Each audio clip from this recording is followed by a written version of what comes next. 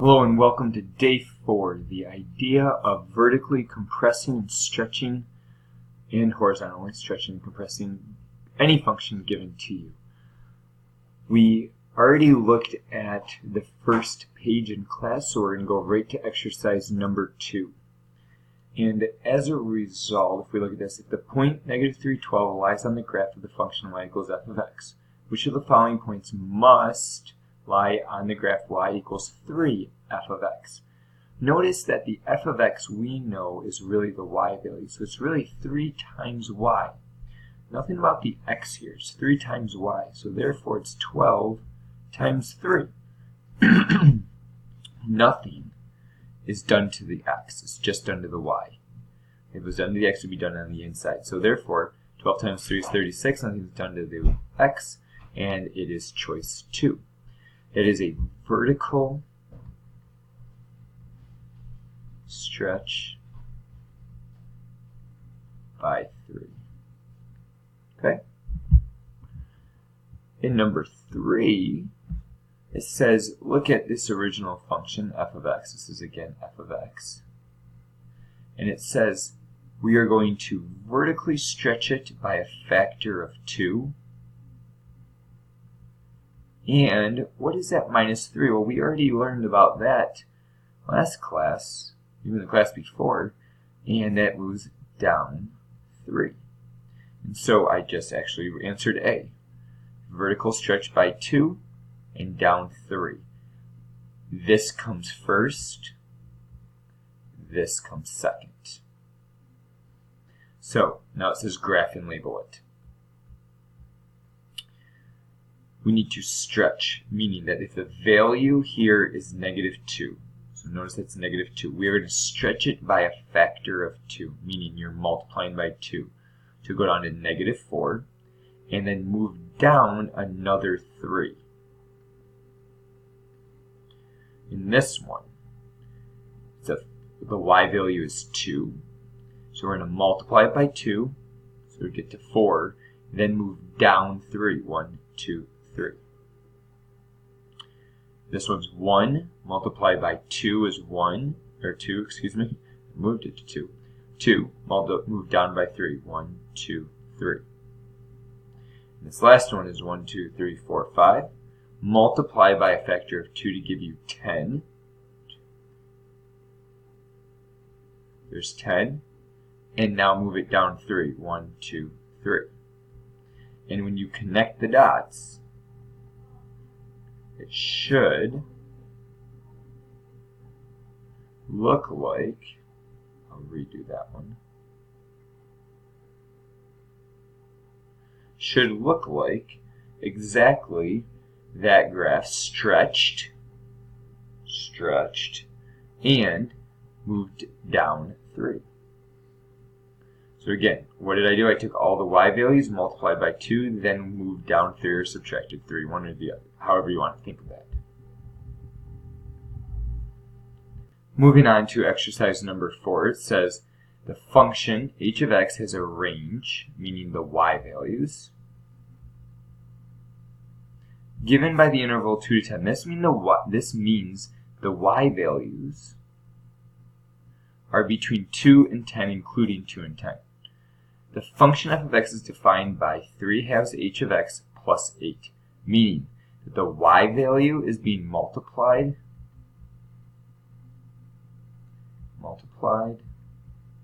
by 3/2, and the y value is being moved up 8, or added 8.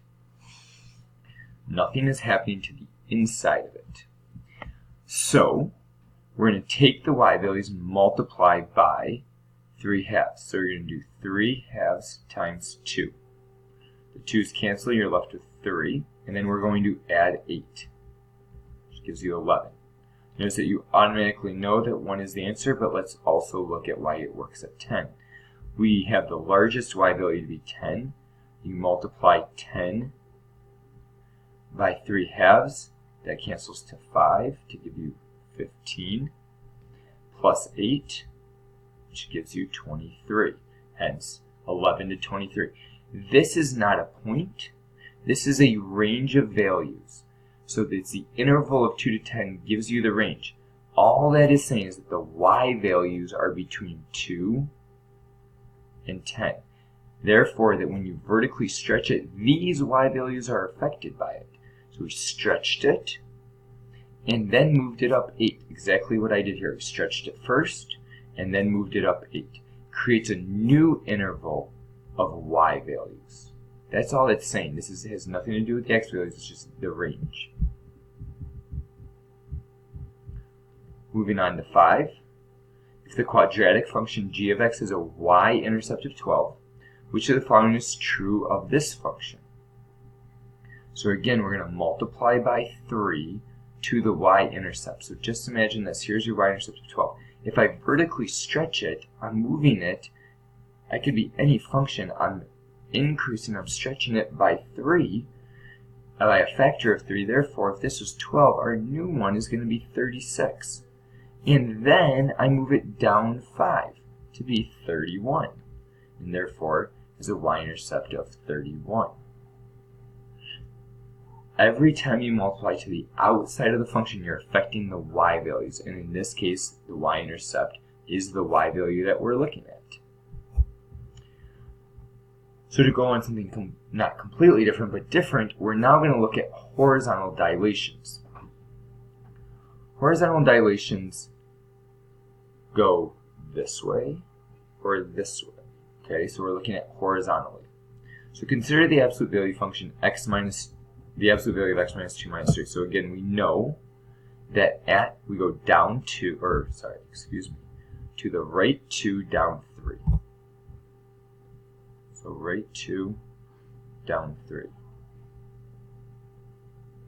Right there.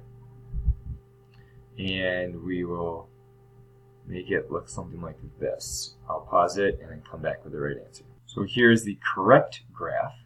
Notice that it goes to the points 0, negative 1, 1, 0, and 5, 0. It's 1, 0, and 5, 0 here.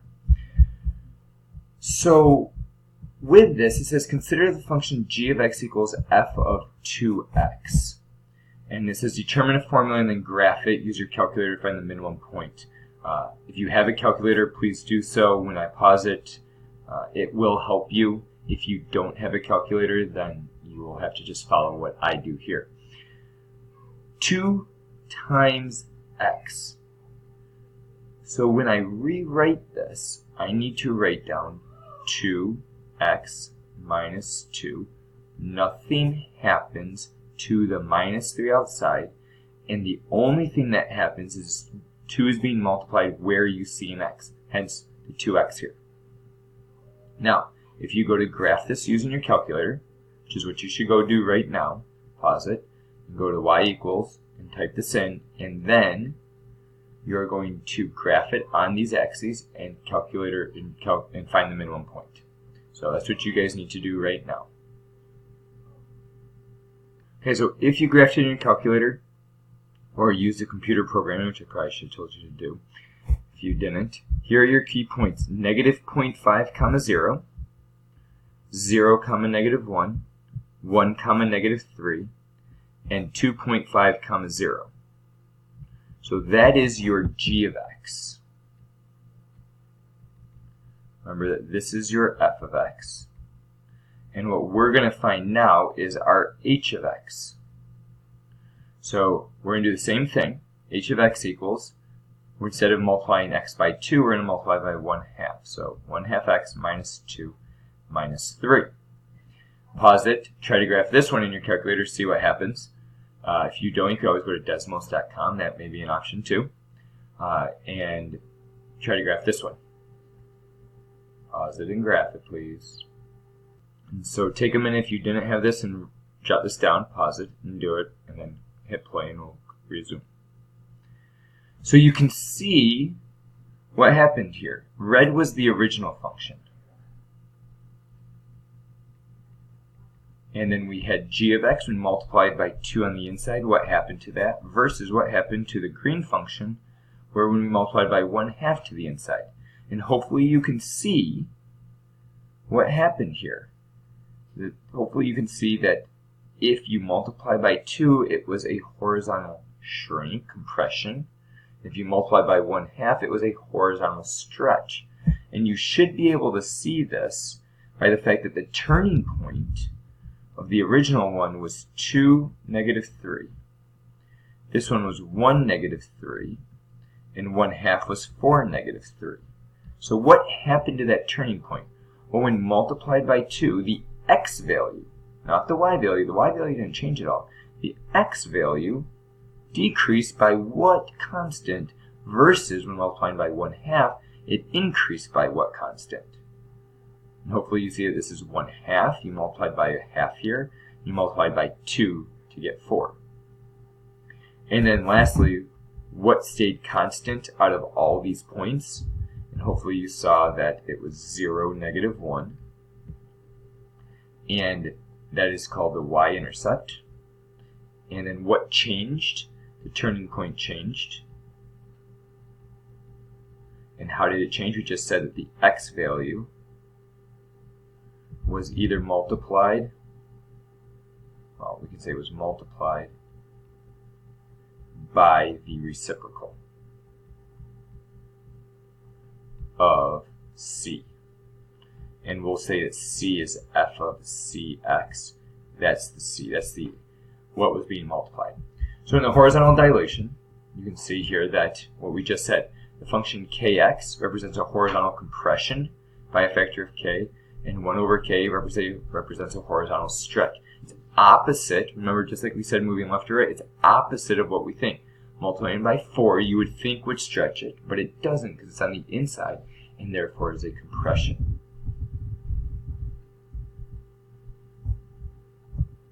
So we're actually going to finish the rest of the notes in class. So hopefully you enjoy your day, and I will see you in class to finish up day 5, horizontal stretching, compressing, and vertical stretching and compressing. See you soon.